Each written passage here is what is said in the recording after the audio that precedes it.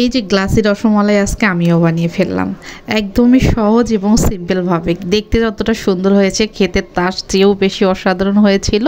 একদমই viral recipe. Hello everyone, আসসালামু আলাইকুম। সবাই কেমন আছেন? আলহামদুলিল্লাহ, আমরাও ভালো আছি। তো এই যে চারদিকে দেখি যে একদমই ভাইরাল রেসিপি, সবাই সাবুদানা দিয়ে এই যে গ্লাসি রসমালাই বা মিষ্টি বানিয়ে খাচ্ছে। তো আমি কেন বাদ থাকি, আমিও বানিয়ে ফেলি। তো অনেক সহজে বানিয়ে ফেললাম। এই যে এখানে সাবুদানা নিয়েছি 1 প্যাকেট। তো সাবুদানাটা আমি এখানে নর্মাল পানি দিয়ে 20 মিনিট ভিজিয়ে রেখেছিলাম। তো 20 মিনিট পরে দেখি যে এটা একদমই ফুলে এবং নরম হয়ে গেছে।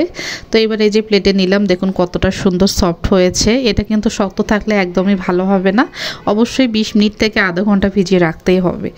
তো যাই হোক, এটা আমি ভিজিয়ে হাত দিয়ে চেপে নিচ্ছি। যে দেখুন কতটা সুন্দর সফট হয়েছে, মনে হচ্ছে সব ভেঙে ভেঙে যাচ্ছে, কিন্তু পরে কিন্তু একদমই সুন্দর হয়ে যাবে। তো যাই হোক, এখানে আমি স্বাদ অনুযায়ী একটু 1 চিমটি পরিমাণ লবণ দিয়ে দিলাম, তারপরে দিয়ে দিলাম 1 চা চামচ চিনি, দিয়ে দিলাম গুঁড়া দুধ, দিয়ে এগুলো সুন্দরভাবে মথে নেবো একদম। তো এগুলো মথে নিয়ে তারপরে আমি মিষ্টি শেপে বানিয়ে নেব। তো অনেকেরই কিন্তু আমি দেখেছি রেসিপি, অনেকেই বানায়, বানানোর পরে যখন ফ্রিজে রাখে, ফ্রিজ থেকে বের করে বলে যে এটা শক্ত হয়ে গেছে বা ভালো লাগে না খেতে, একদমই সফট হয় না। তো তাদেরকে বলবো তারা কিন্তু এই ভুলটা করবেন না। অবশ্যই আধা ঘন্টা 20 মিনিট আগে ভিজিয়ে রাখবেন। যদি সফট হয় তাহলে কিছুতেই এটা আর হবে না, শক্ত হয়ে যাবে না। তো এদিকে আমি ওটা মেখে রাখলাম, আর এদিকে নিয়েছি গরুর দুধ, জাল করা দুধ।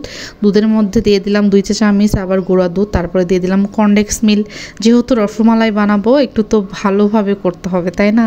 আর যেহেতু প্রতিদিন বানাই না, একদিন বানাবো, এই জন্য ভালোভাবেই বানাই। তো এদিকে আমি তারপরে জাল করে নিলাম। এর মাঝে দিয়ে দিলাম একটা তেজপাতা, একটা এলাচ দিয়ে এটা ভালোভাবে জাল করে নিলাম। আর এদিকে হাতে আমি ঘি মাখিয়ে নিচ্ছি। এখন এই ঘিটা কিছুটা আমি এখানে দিয়েও দেব। তো ঘিটা উপর দিয়ে আমার 2 হাতে মেখে এটা ছোট ছোট করে এই যে মিষ্টি শেপ করে নিচ্ছি।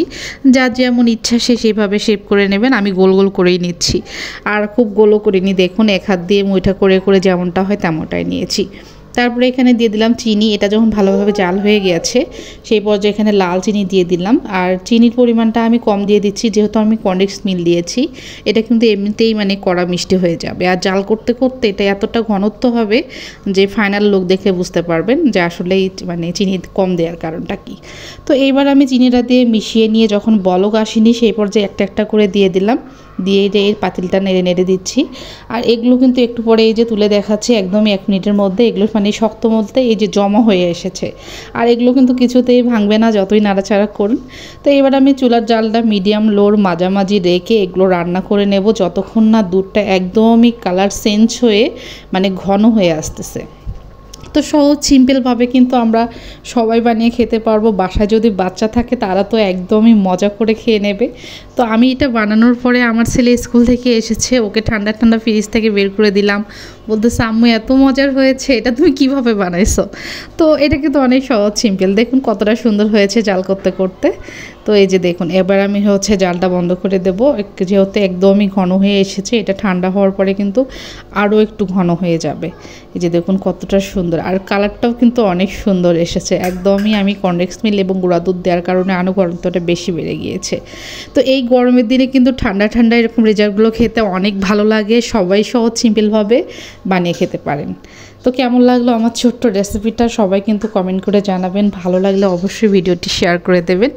আমি যেহেতু ফার্স্ট টাইম বানাইলাম, ফার্স্ট টাইমই এত সুন্দর হয়েছে, আমি নিজেও ভাবিনি যে এতটা সুন্দর হবে। সত্যি বলতে আমিও অবাক হয়ে গিয়েছি। আর এগুলো এতটা সফট হয়েছিল, সাবু তো নর্মালি এমনিতেই সফট।